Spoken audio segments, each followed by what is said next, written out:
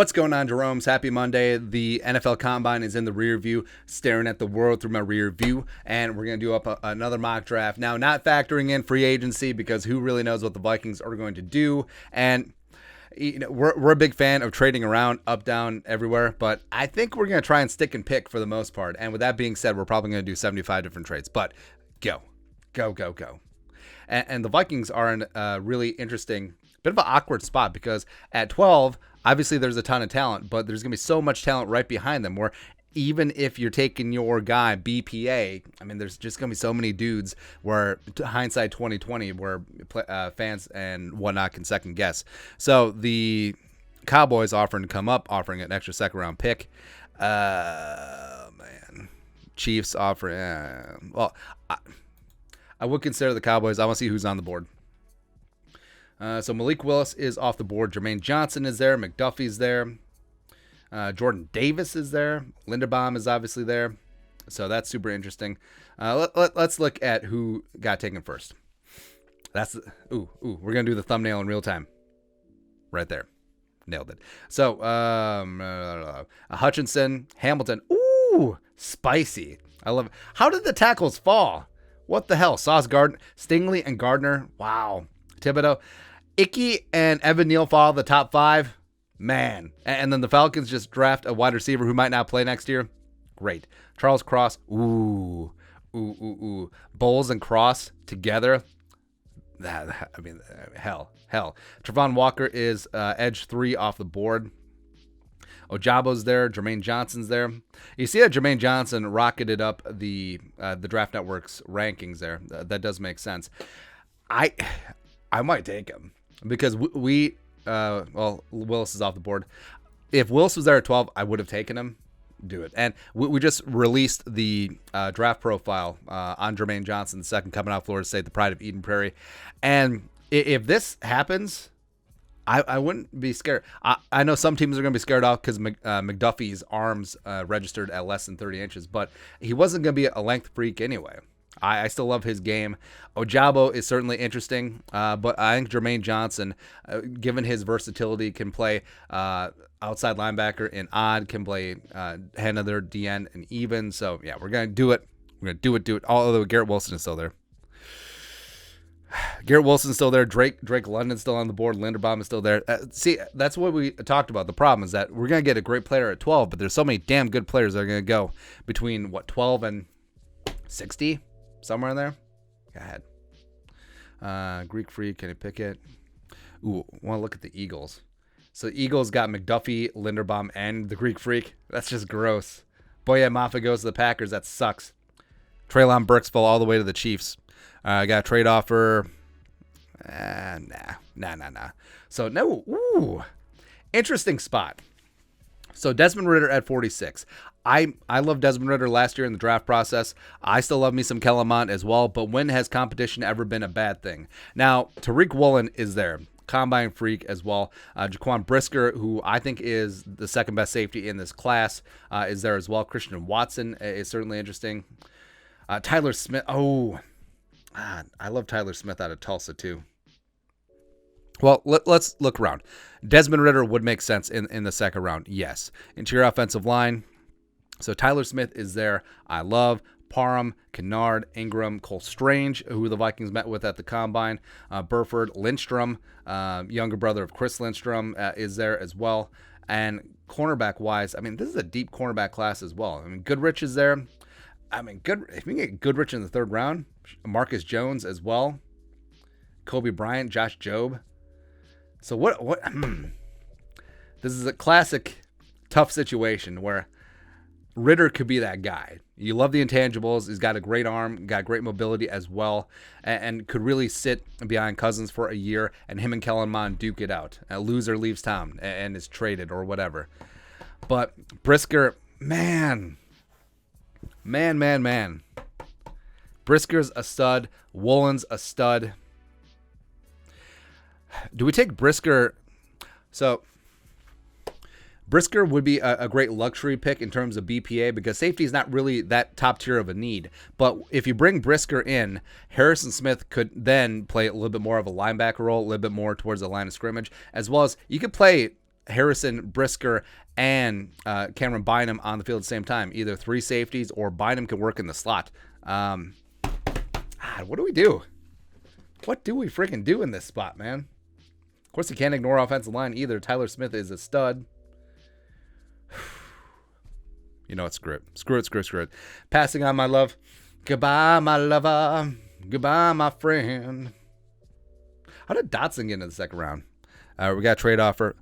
I may take this trade offer, even though we don't have a fourth round pick. All right, so yeah, Tyler Smith is still on board. Yeah, we're gonna do it. We're going to do it. Can we get like an extra? Can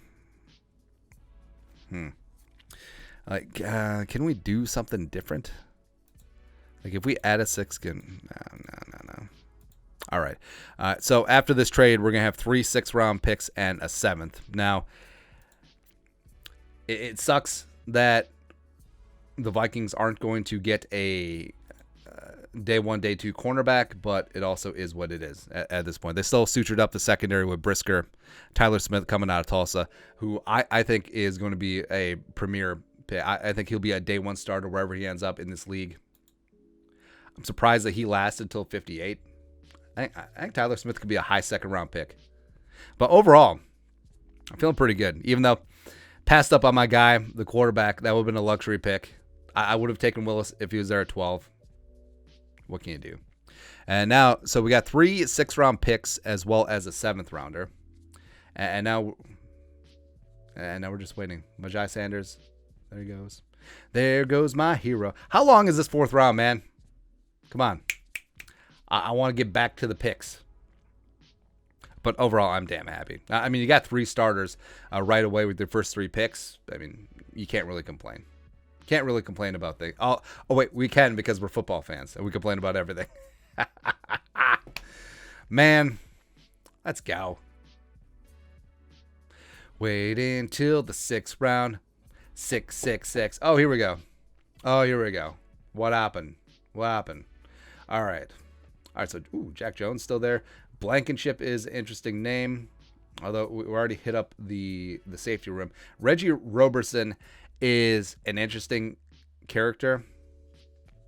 I mean, I liked him last season, but he went back to school. Tyquan Thornton, the Blazer from Baylor.